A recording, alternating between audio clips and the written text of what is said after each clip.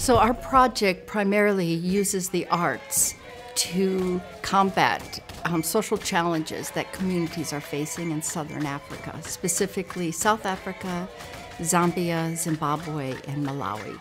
And more specifically, we've focused on HIV stigma and gender-based violence. Traditional methods of intervention haven't been working. And what really has to happen is change within the community, behavioral change. And music and the arts, drama, theater, dance, are very well positioned to make that change.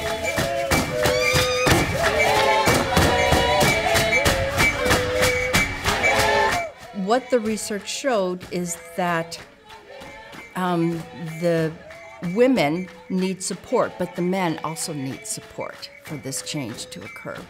And so we brought that change into the male initiation schools. And these rituals occur in the autumn. And they're for men, it's a coming of age ritual. And during those rituals, men are supposedly learning what it means to be a man. And up until then, our research, it did not include discussions around violence against women. And so we brought that into the initiation schools with the help of Chief Jong. When they get to the initiation school, then we have our own men now from the men's mobilization program and the equity officers to go there and talk to these men, sort of like workshop them about issues of gender-based violence, issues of substance abuse, drugs, alcohol, issues of teenage pregnancy. How do those things affect the other gender, which is now the women, and as they come out of there, and how they should come out changed. Through our partnership, Arts in Action was born, a project which is designed to provide preventative measures or art-based interventions which will then assist victims of gender-based violence. One of the things that the women were able to do was beadwork, which includes this beautiful piece that I'm currently wearing. They were also able to commission art pieces which were sold in order to generate income for them.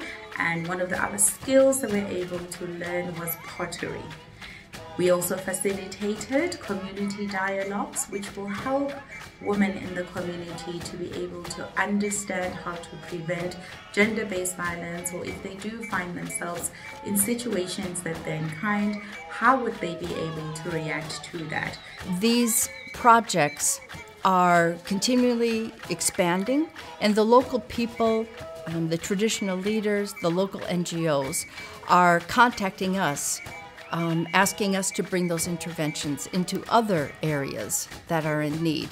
Through the Global Challenges Academy here at Newcastle University, we established an HIV stigma hub, and that included stakeholders in the UK, Malawi, Zambia, Zimbabwe, and South Africa. And we initiated a theater piece that we also turned into a radio show.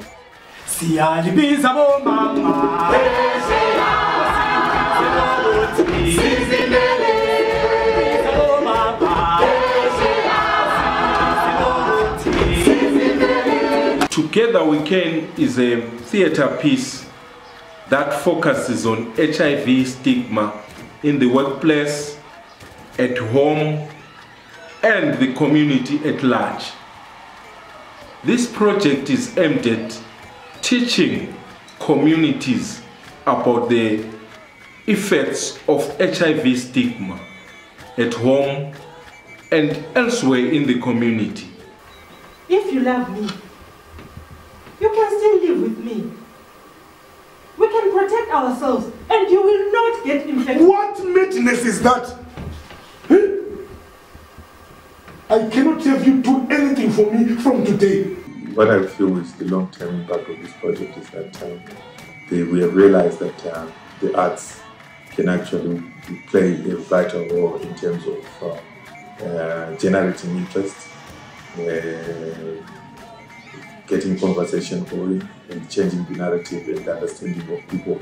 I regularly publish with the local people, and they are now doing their own research. They don't need the outsider to come in and do that research. They're conducting that research, and with that research, they then can petition for funds for further change.